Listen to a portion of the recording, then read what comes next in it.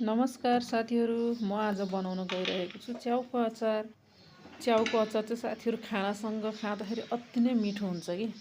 मैले पहिला प्यान बसालेँ, प्यानमा थोरै तेल हालेँ र त्यसमा मैले रातो खुर्सानी फुराएँ। फुराएको खुर्सानीले पनि अचारलाई छुट्टै स्वाद दिन्छ कि साथीहरू। होइन, म प्रायः जस्तो अचार बनाउँदा अलिकति तेलमा खुर्सानी फुराएर नै बनाउने गर्छु कि। तर अलिकति केयरफुल हुनुपर्छ है, खुर्सानी अलि उछिट्टिएर होइन हातहरू आँखाहरूमा पोल्न सक्छ। अलिकति आफू चाहिँ केयरफुल चाहिँ हुनुपर्छ यसमा चाहिँ। फेरि यही अघि रहेको तेलमा चाहिँ मैले धोएर राखेको च्याउ राखेँ है। च्याउलाई चाहिँ रातो रातो बनाउनुपर्छ साथीहरू है, त्यसपछि मिठो हुन्छ। त्यसरी फ्राई पल्टाइ गर्दै च्याउलाई मजाले भुट्ने है। अलिअलि रातो रातो हुनु पऱ्यो कि, गोल्डन हुनु पऱ्यो। धेरै कालो पनि हुनु भएन, धेरै रातै पनि हुनु पर्दैन। यसको अलिअलि रातो हुनु पऱ्यो। जस भित्री आँच चाहिँ पाकेको चाहिँ हुनु पऱ्यो कि साथीहरू। यसलाई चाहिँ नि फ्राई गरेर मात्रै नभइकन यसलाई पोलेर पनि बनाउन सकिन्छ। तर मैले आज चाहिँ पोलेर बनाइनँ, फ्राई गरेर चाहिँ बनाएँ है। मलाई फ्राई गरेर खान मन लागिरहेको थियो, त्यही भएर मैले फ्राई गरेर बनाएँ। नत्र नि हजुरहरूले यसलाई पोलेर होइन, ग्यासमा मजाले पोलेर यसको भित्री आँच नै पाक्ने गरेर हुन्छ नि, पोलेर बनाउनु भए पनि हुन्छ, त्यसरी पनि हुन्छ। हेर्नुहोस् त, मैले यसलाई पोल्टाइ बनाएँ है। अब यतिको रातो भयो। र म सानो चाहिँ निकाल्छु कि, किनकि सानो छिटो डढ्छ नि त। मोटो चाहिँ अलिक पछिसम्म चाहिँ राखिराख्छु। यो सानोलाई चाहिँ म बिस्तारै गुन्डा गर्दै निकाल्छु है। यस्तो भएपछि अनि त्यो मसिनो चाहिँ डढ्न पाउँदैन कि।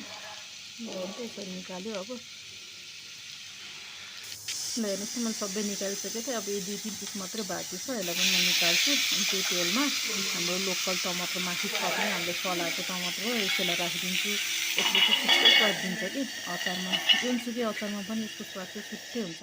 अनि मैले यहाँ सिलौटा सफा गरिसकेको थिएँ। यसमा मैले स्वादअनुसारले नुन राखेँ, अघि फुराएर राखेको खुर्सानी राखेँ, अनि धनियाँ राखेँ। यो धनियाँ पनि हाम्रो यहीँ माथि नै छतमा फलेको धनियाँ हो है।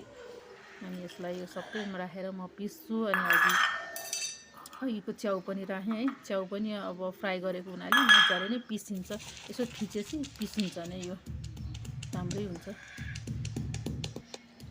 यत्तिको भयो है। यत्तिको भइसकेपछि म यसलाई एक ठाउँ राख्छु है, अलिकति एक ठाउँ कलेक्सन गरेर राख्छु। अनि अहिलेको टमाटर, फ्राई गरेको टमाटर पनि यसैमा हालिदिन्छु। अनि मजाले लस पिस्छु कि। मलाई चाहिँ छ नि साथीहरू, सिलौटामा अचार बनाएको भनेपछि औधी नै मनपर्छ कि। मलाई त्यो मिक्सरमा बनाएको भन्दा सिलौटामा बनाएको बेस्ट लाग्छ कि। म पनि मिसेसको बाबुजी भन्दा कम छैन कि। सिलबट्टा पिसेको चटनी नै मिठो लाग्छ। ल, मेरो यहाँ चाहिँ अचार रेडी भइसकेको छ है।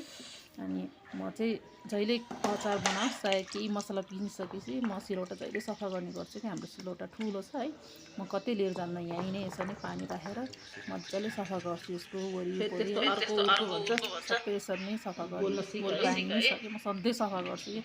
केही पिसिसकेपछि सधैँ यसरी सफा गरेर राख्ने गर्छु मैले चाहिँ है। अनि यता चाहिँ मेरो सब्जी बनिसक्यो। अब अफिस जाने टाइम पनि भयो है। ल, हजुरहरू पनि यसरी नै च्याउको अचार बनाएर खानु होला है, इन्जोय गर्नु होला है।